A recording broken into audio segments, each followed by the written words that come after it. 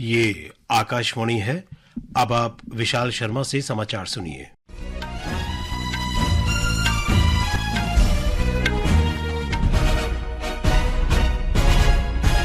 जम्मू कश्मीर में विधानसभा चुनाव के तीसरे और अंतिम चरण तथा हरियाणा में एक ही चरण के मतदान के लिए राजनीतिक दलों ने चुनाव प्रचार तेज कर दिया है। जम्मू कश्मीर में अंतिम चरण में विधानसभा की 40 सीटों के लिए 1 अक्टूबर को मतदान होगा। भारतीय जनता पार्टी के वरिष्ठ नेता और प्रधानमंत्री नरेंद्र मोदी ने कहा है कि जम्मू कश्मीर के लोग अपने बच्चों के लिए शांति और बेहतर भविष्य चाहते हैं। जम्मू में एक चुनावी रैली को संबोधित करते हुए उन्होंने कहा कि विधानसभा चुनाव के पिछले 2 चरणों में हुआ भारी मतदान इसका प्रमाण है।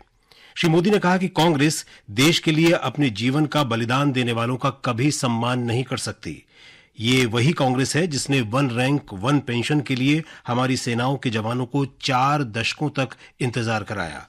प्रधानमंत्री ने कहा कि हाल ही में 1 रैंक 1 पेंशन की समीक्षा की गई, जिससे सेना के जवानों के परिवारों को और अधिक धनराशि मिलेगी।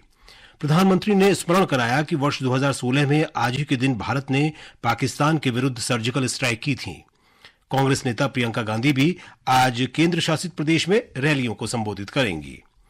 इधर हरियाणा में 90 विधानसभा सीटों के लिए 4 अक्टूबर को इधर हरियाणा में 90 विधानसभा सीटों के लिए 5 अक्टूबर को होने वाले मतदान के लिए चुनाव प्रचार तेज हो गया है। भाजपा के वरिष्ठ नेता और केंद्रीय मंत्री अमित शाह ने कल अंबाला, कुरुक्षेत्र और रेवाड़ी में जनसभाओं को संबोधित किया। उन्होंने हरियाणा में भाजपा सरकार द्वारा की गई पहलों का उल्लेख किया। कांग्रेस नेता कुमारी शैलजा ने कल कालांवाली और डबवाली में रैलियों को संबोधित किया।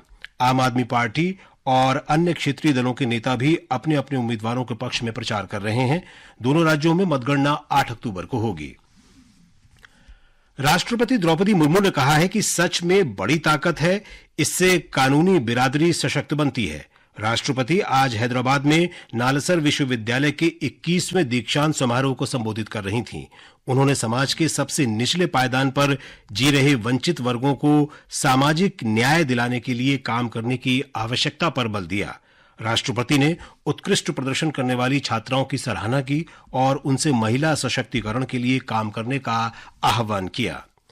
संयुक्त राष्ट्र महासभा में पाकिस्तान के प्रधानमंत्री शहबाज शरीफ द्वारा जम्मू कश्मीर का जिक्र किए जाने पर भारत ने कड़ी प्रतिक्रिया दी है। भारत ने कहा है कि सैन्य शासन, आतंकवाद, नशीले पदार्थों की तस्करी और अंतर्राष्ट्रीय अपराधों के लिए पूरी दुनिया में कुख्यात पाकिस्तान जैसे देश ने विश्व के सबसे बड़े लोकतंत्र की आलोचना करने का दुस्साहस किया है। संयुक्त राष्ट्र महासभा में एक सत्र को संबोधित करते हुए भारतीय राजनयिक भाविका मंगलानंदन ने यह बात कही।